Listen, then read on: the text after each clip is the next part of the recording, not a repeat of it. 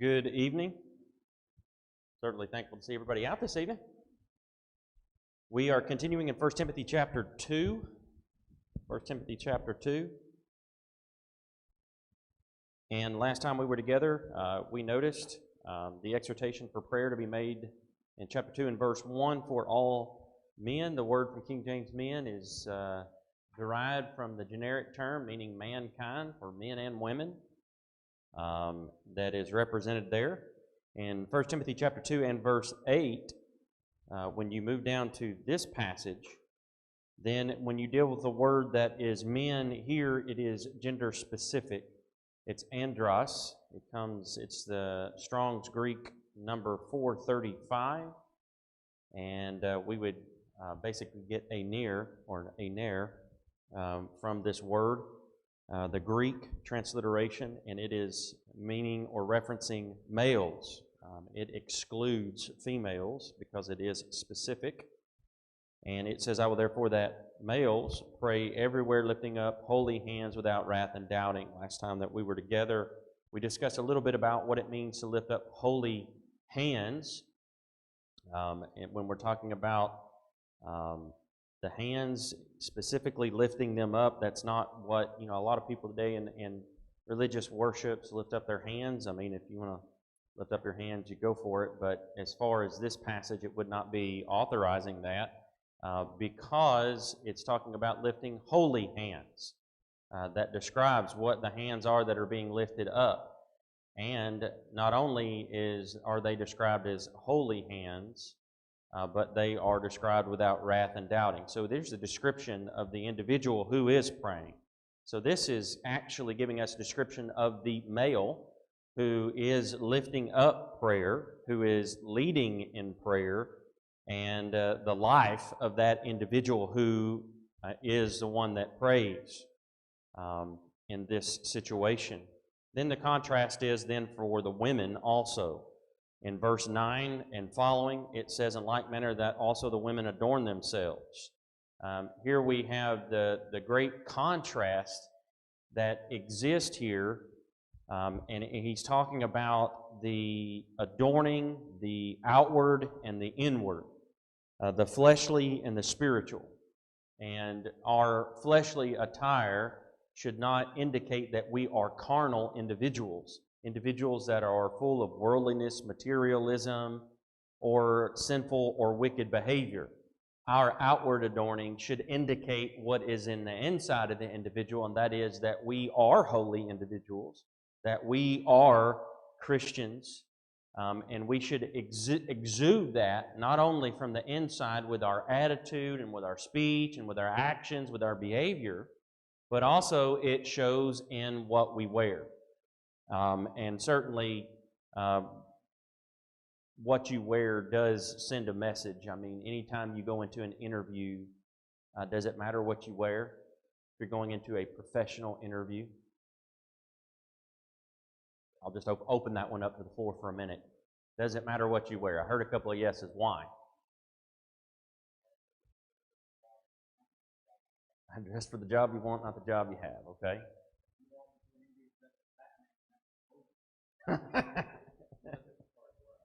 Huh? Right.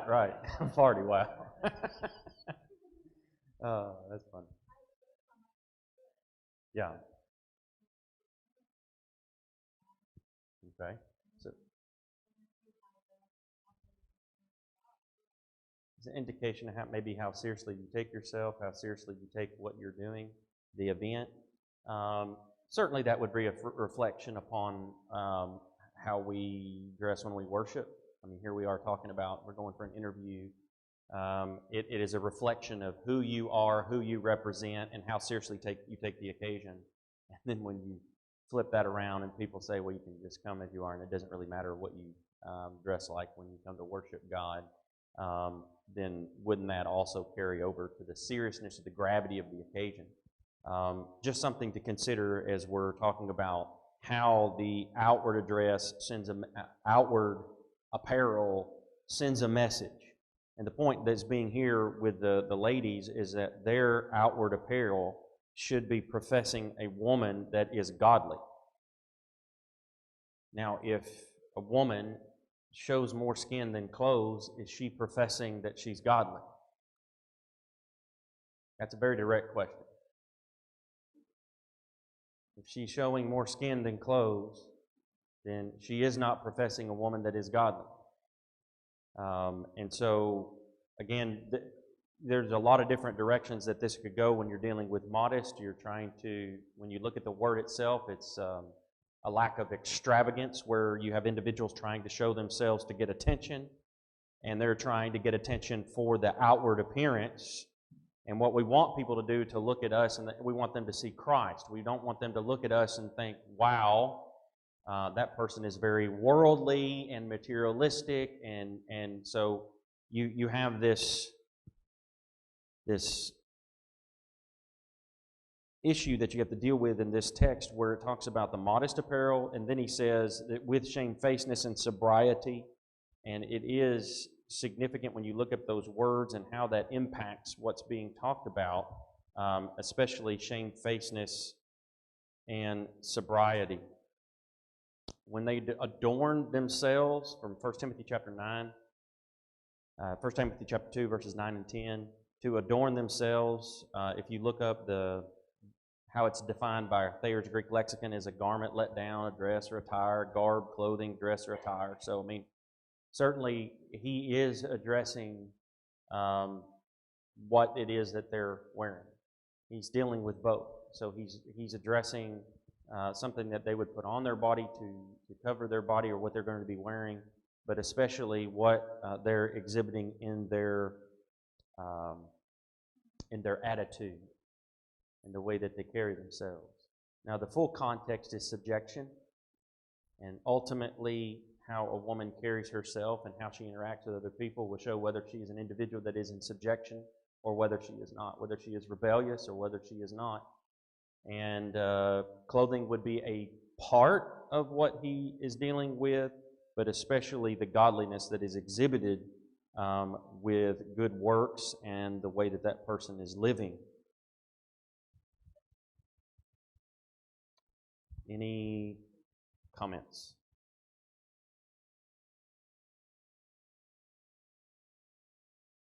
When you look up the word shamefacedness, it is the idea of bashfulness, downcast eyes. And so that's the principle that is being laid out here in Jeremiah chapter 6 and verse 15 and Jeremiah chapter 8 and verse 12. Were they ashamed when they had committed abomination? Nay, they were not at all ashamed, neither could they blush. And they didn't have the ability to blush. And so this, when we're talking about shamefacedness, is having the ability to blush at something that would be wicked, sinful, inappropriate, that would fit into those categories. Then sobriety, it says shamefacedness and sobriety. Sobriety is self-control or self-restraint and moderation as fitting a particular application or situation. And so you can see that they are to adorn themselves with godliness, with good works. Godliness is God-fearing or veneration, godly respect or reverence.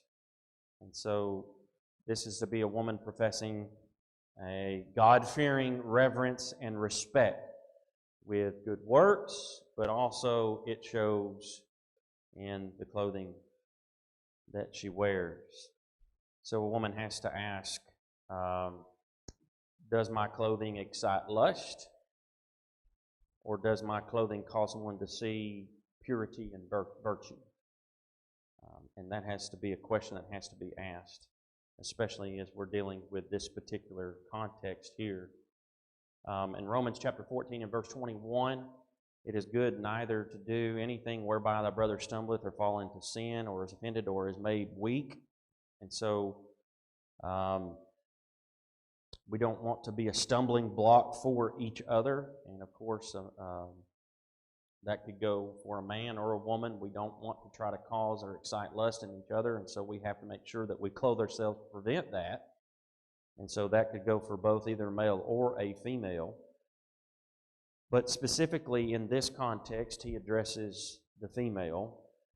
And the clothing or how she would adorn herself and how that would portray either godliness or the lack of it, and how she carries herself with her attitude. There was a survey done of Christian guys. They were asked what a girl's dress reveals about her character. And here's some of the things that they said. It reveals how seriously she takes herself, her Christianity, and any relationship she might be in. Another said what her priorities are, what kind of beauty she values based upon what she wears. Another said what she wanted to be noticed for. And so another said whether she is boastful or humble. Another said what she wants guys to think about when looking at her. What a girl's dress revealed about their character. This is what Christian young men said in regards to this. Another said how much she respects herself, and then how she wants to be respected. How she expects to be treated is a reflection of how she dresses. Whether or not she carefully considers and applies the practical implications of God's Word. Another young man said this: girls who show a lot of skin are usually trashy. Now, this is a teenage kid, so that's a direct quote. Girls who wear modest clothes will not appear to be Christians. Another said, I believe a girl who takes time to find modest clothes and so dress in a way that is not a stumbling block professes true godliness.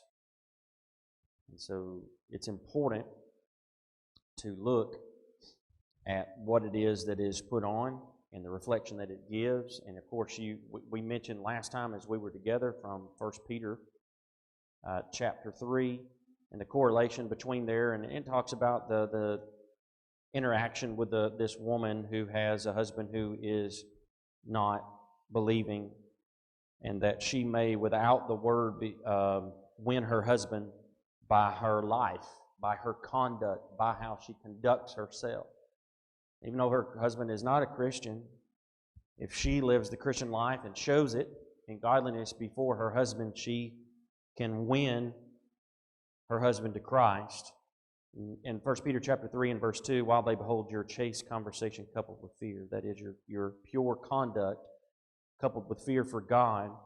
And then it says something very similar, whose adorning, let it not be the outward adorning, the plaiting of hair, wearing of gold, or putting on of apparel, but let it be the hidden man of the heart, in that which is not corruptible, the ornament of a meek and quiet spirit, which is in the sight of God of great price.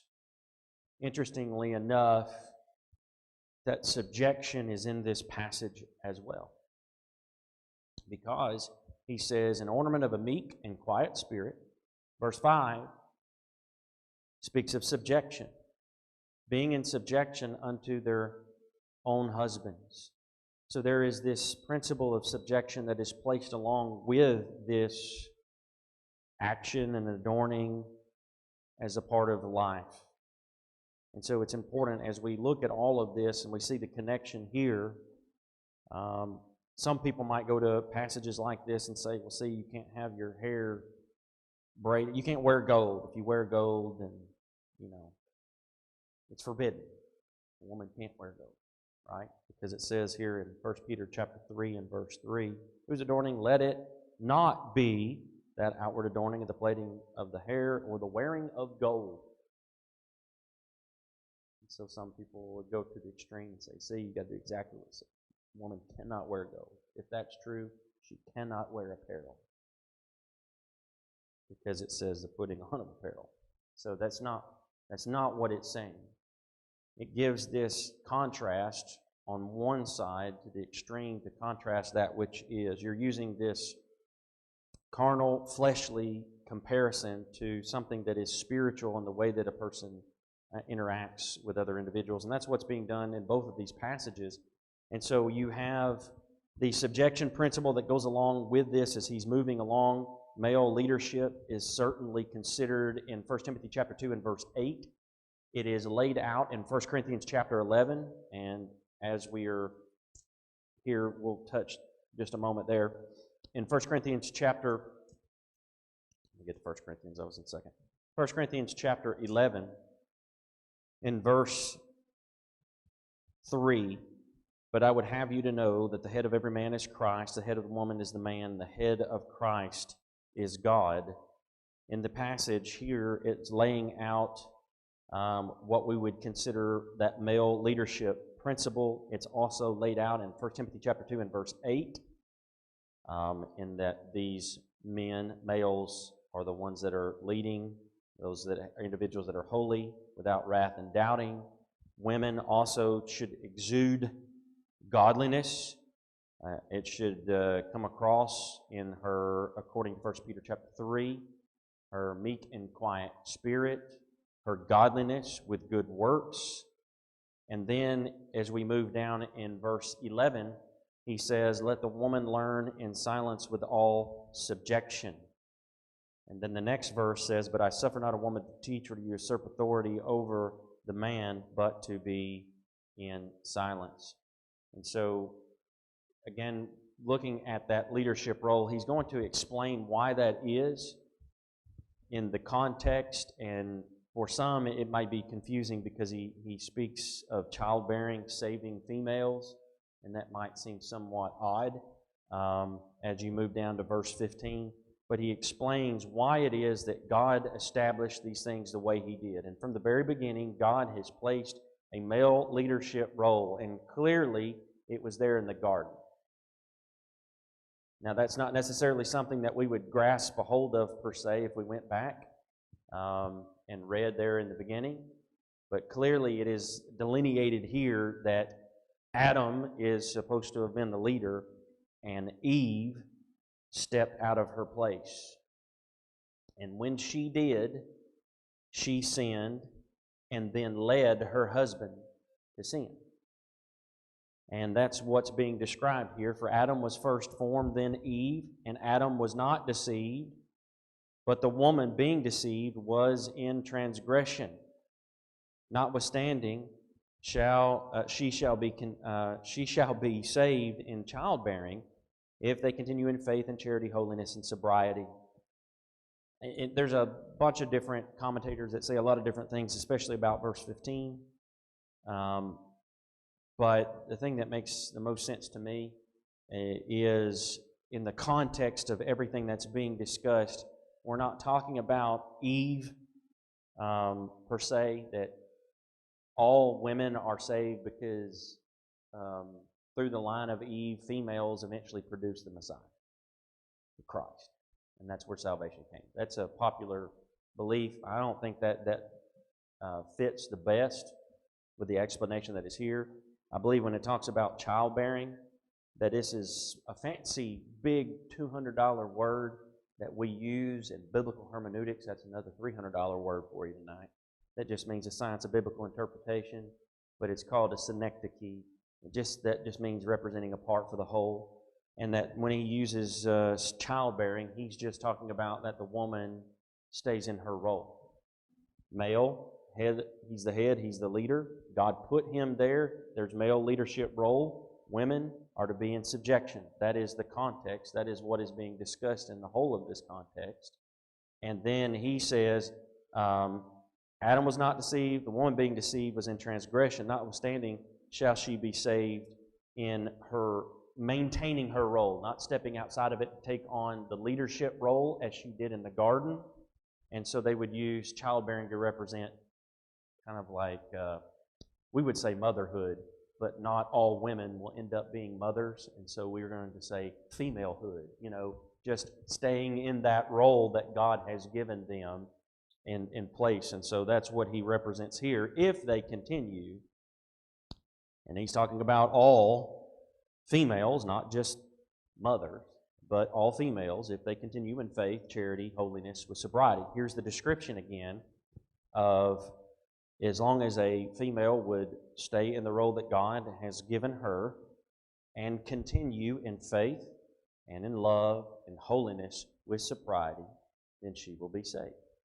Of course, through Christ, through salvation. But here again is the picture.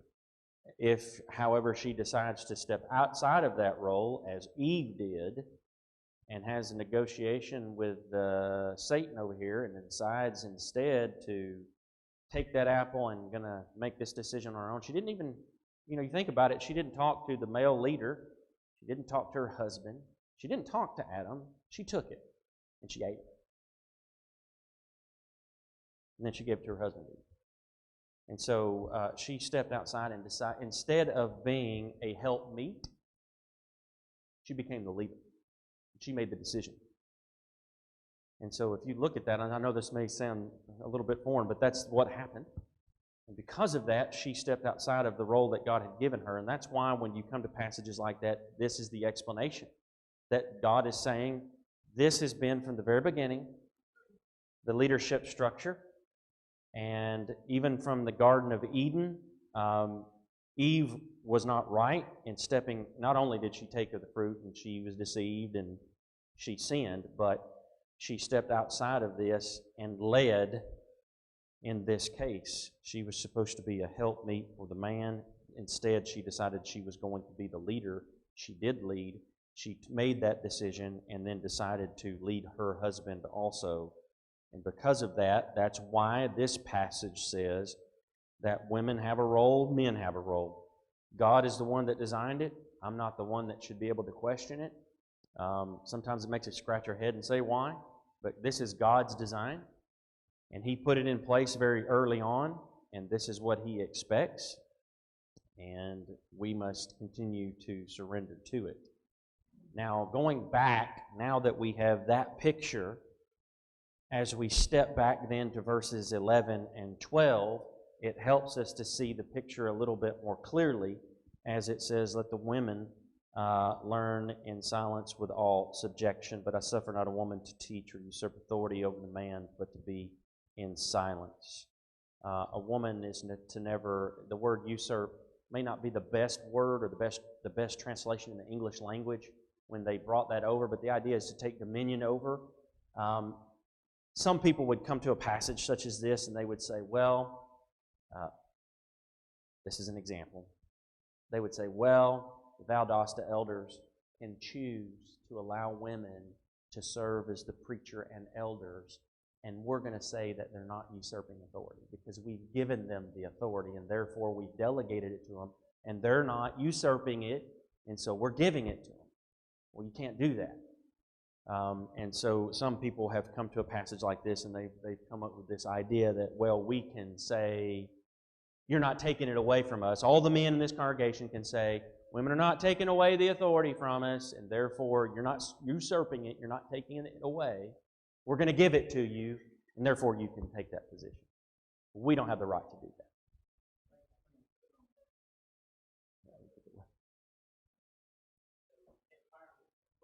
that. Okay. Right.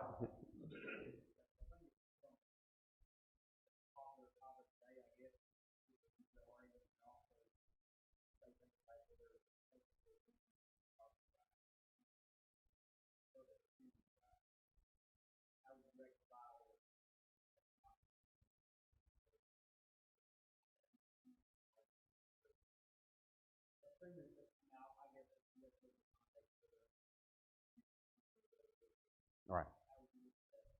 I'll come back to your question. It's a very, very good question. So you had a comment first.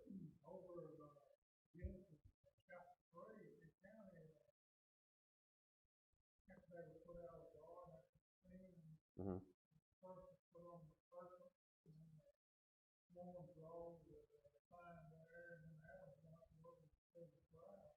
Right.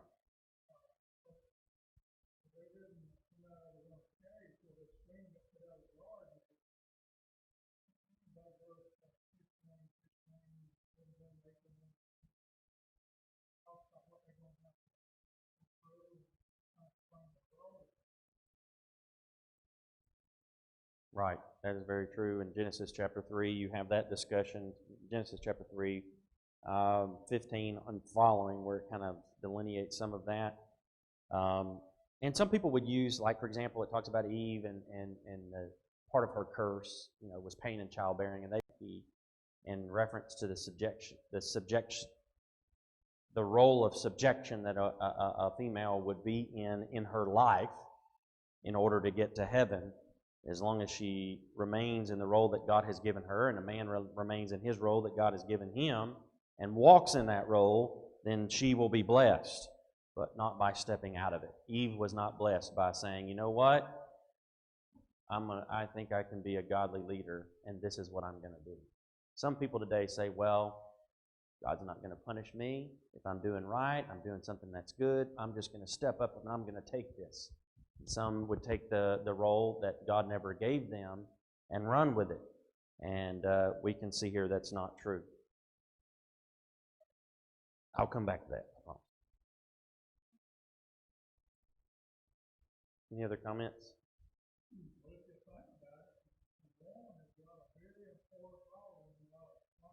Yes.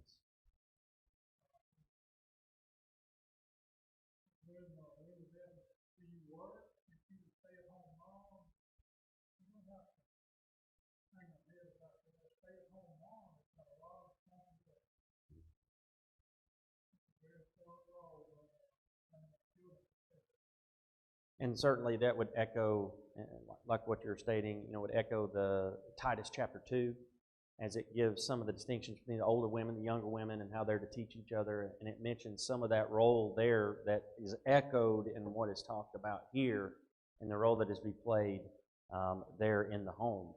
And certainly that is very true. So, going back to verse 11 and 12, there's so much that's packed into this chapter, so it's really hard to try to deal with it all. So I'll do my best to try to keep my head straight on this one. Now we'll come to Adam's question. The first one is, must a woman, what does silence mean? So that is the big question, huh? What we just had. Right? Usually what happens when I ask a question in class. Silence. No, that's what the way that we would define it. But let's be honest. If we look at what's described here, and then we look at what's commanded from a female, because we're talking about the females in these verses in comparison to the man. So, if we're looking at a female, does God command a woman to sing in the assembly of the saints? He does. He does. He commands her to sing just as much as the man. And so, if she's singing, is she keeping silent? Well, not in our term, not in our definition of what silence is. So, clearly, how we would normally define silence is not what's being talked about right here. Right. So, the way that we would normally define silence is nothing, and yet God commands a woman to sing in the assembly. So, when she comes into the assembly, is she permitted to sing? As everyone sings, as we sing, speaking to one another in psalms, hymns, and spiritual songs. Ephesians 5:19, Colossians 3:16 certainly give a reciprocal command there, speaking to one another as we're singing. We're all collectively doing so. We have the opportunity to do what? Well, according to Ephesians 5:19, Colossians 3:16, what are we doing when we sing? Teaching and admonishing one another. So there is a certain aspect in which when we sing, we are all teaching one another, teaching and admonishing one another. And so there is clearly, when you're looking at this, you're trying to balance out and say, what exactly is being discussed here? What is being described in this passage? The Bible tells a woman that she is to sing, and when she sings, she is teaching and admonishing. So there is a certain realm in which a woman teaches and admonishes. She does it when she sings. But what is the passage laying out? Let the woman learn in silence with all subjection. I think that you can't jump over the word subjection, because that is what encapsulates what we're talking about as a whole as you move through the context and the word subjection. But I suffer not a woman to teach or usurp authority over the man, but to be in silence. And so ultimately, when we look at subjection, a woman does not have the right to take the dominion or the authority over the man, either to teach or to have that authority, because it has not been given. And so it's not something that a woman can take from the man, because God never gave it. And so even if the men of a congregation, the leaders or the elders of a congregation that are the local shepherds say, we're going to give it, they can't. They don't have the right to do so. God is the only one can give it. He's the chief shepherd, and He says, she doesn't have it. And so a local congregation can't come along and say, well, we're going to give it. They don't have the right to do it. And so in this instance, she cannot take over that authority. So why do we not have then female preachers in the body of Christ that stand up publicly behind the pulpit in a mixed audience and preach? Okay, because it's not authorized. Okay. Yeah, it is a little bit. So, but yeah, it does mention in 14, but 14 is a little different. But yes, it does also mention, circle around similar things that we're discussing. But go ahead. There was more to say. It doesn't authorize it, so.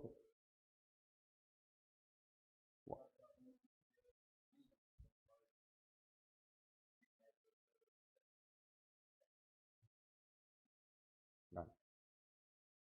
So.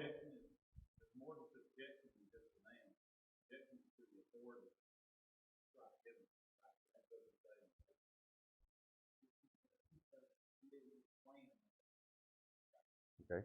So the woman is submitting to God's organizational plan for His body.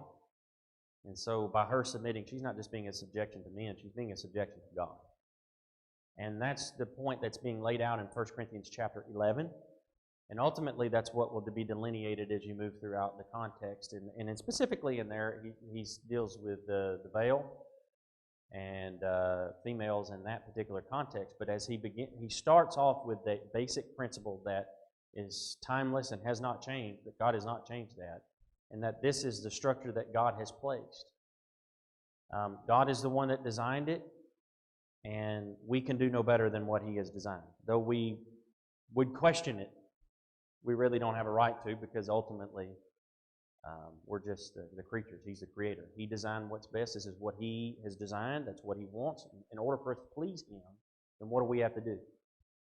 We have to follow His pattern, not our pattern. His pattern is what? 1 Corinthians chapter 11, we read. What is that structure that's there? In 1 Corinthians chapter 11 and in verse 3, okay, so what you have is God, Christ, man, woman. I'm going in reverse, right?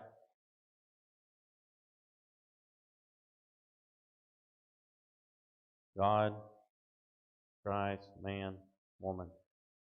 You've got this structure that's laid out. Paul lays it out, and he's going to drive home a point based upon the structure.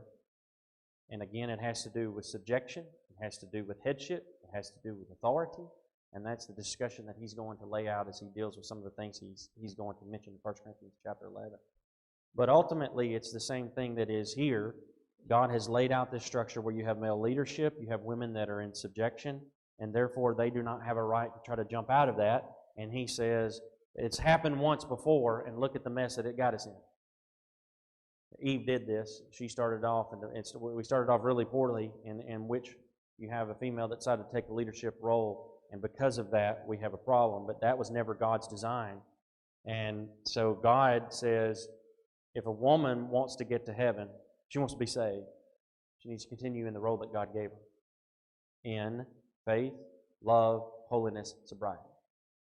Not to jump out of that role. For a man, it would be really no different, but he's dealing with a woman here in this particular context, and it seems like he knew there would be some opposition to what he's saying, even then. And so he has to explain why. Right. And there would be those that would jump out of the structure that has been placed, and of course that's why he does lay it out in 1 Corinthians chapter 11:3 as to why that is in place. But you have that as structure, and so we don't have the right to do that. And so we don't have female leadership in the New Testament from this standpoint over a man. It doesn't mean that there aren't females that lead, but they're not over a man. There's a little bit different there, nuance we'll deal with in a minute.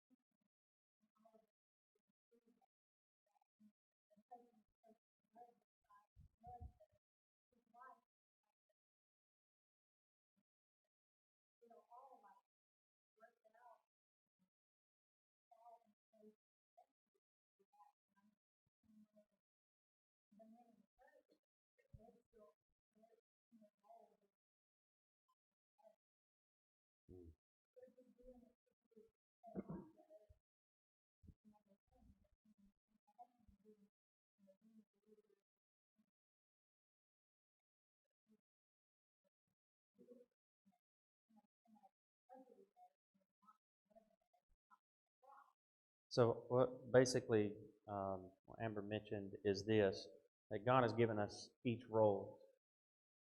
If God gave it, who are we to despise it? And that's the hard pill to swallow. Because there are men that don't like being leaders. They don't want to be the burden of the responsibility to have to be the head and be, but I'm telling you, there's a lot of times where we're like, I don't want this. Somebody else take it. This is a hard road to hoe, and the women are saying the same thing. So we're all over here screaming, we don't like what we've been given, but if we switch-flop, we'd be saying the same thing, right? It wouldn't matter which part we're in. There would be some that wouldn't like where they've been put.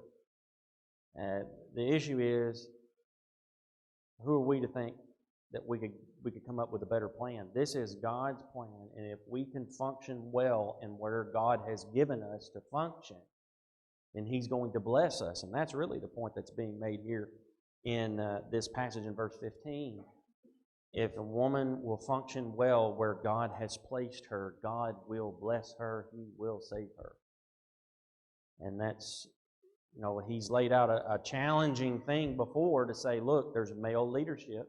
She doesn't have a right to usurp that. She can't be taking the authority away from the man. And if she wants to be saved, she can't be doing it. If she's doing it, she's not going to be saved. Now, that's a lot of people today that don't like that.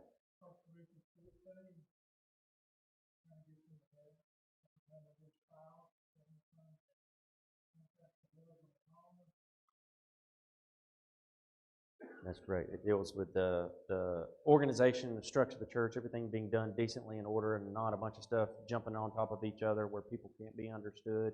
Several people trying to speak in tongues and all the people trying to come over, and it's mass confusion and nobody can understand it. And so he deals with more of a structured order so that all the church can be edified, can be unified and gain something from the service. And so he lays out the structure for all of those things as he moves in 1 Corinthians chapter 14. Yep. That dwells in the Word of God. Mm-hmm. So when Peter was saying that, he said, honor the wife. When we go over there and we read that 1 Peter 3:7, likewise husbands dwell within the Word of God. What knowledge is that? Knowledge of what? Mm-hmm. What knowledge do husbands need to dwell together with wives? There's a lot of knowledge that works in that. The true word. All things that line up. But Paul is laying out all these things. He's outlining problems in the church.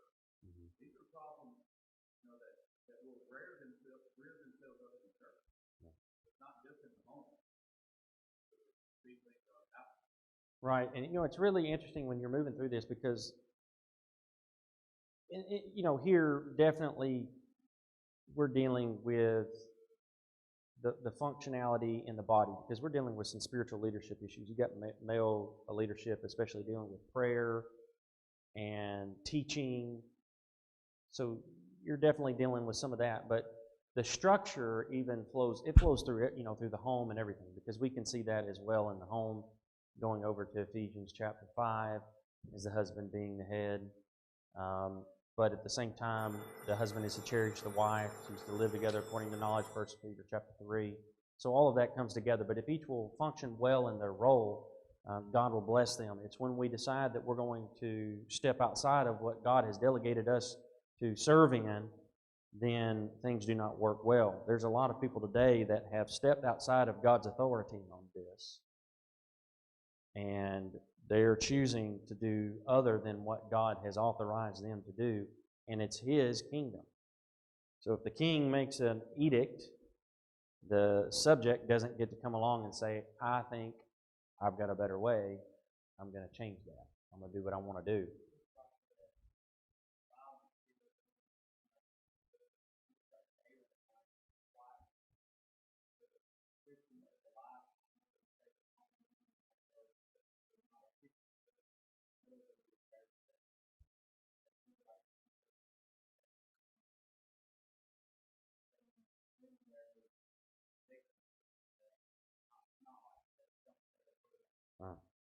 Well, if you look up the word, it's the same as used up at the beginning of this chapter. And it's in 1 Timothy chapter 2 and verse 2. And that word is also used in 1 Timothy chapter 2 and verse 2, where it says it may lead a quiet and peaceable life. So you have, I think it's from the word quiet. I'll double check that. But again, it's correct. You have, it's very different where you have one that is in subjection, one that is maintaining that role, whereas compared to silence, the way that we define it, which is the absence of any sound at all.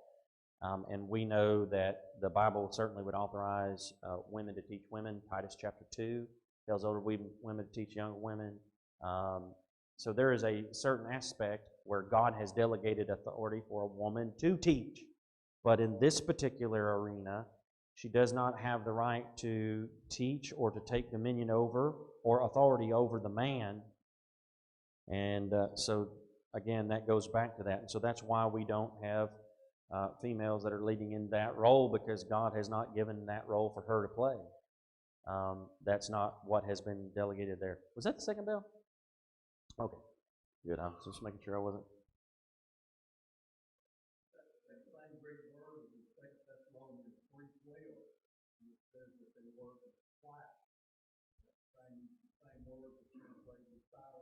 Right.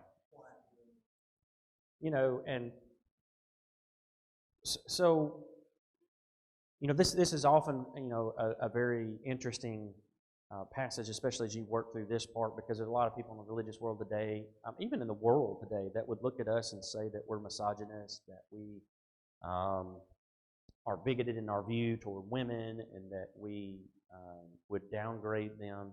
No, actually, we are exalting females in the role that God has given them.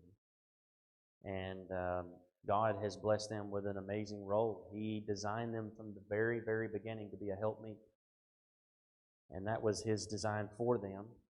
And they get to continue to do that. Now, they're not going to have a lower spot in heaven because of it, are they?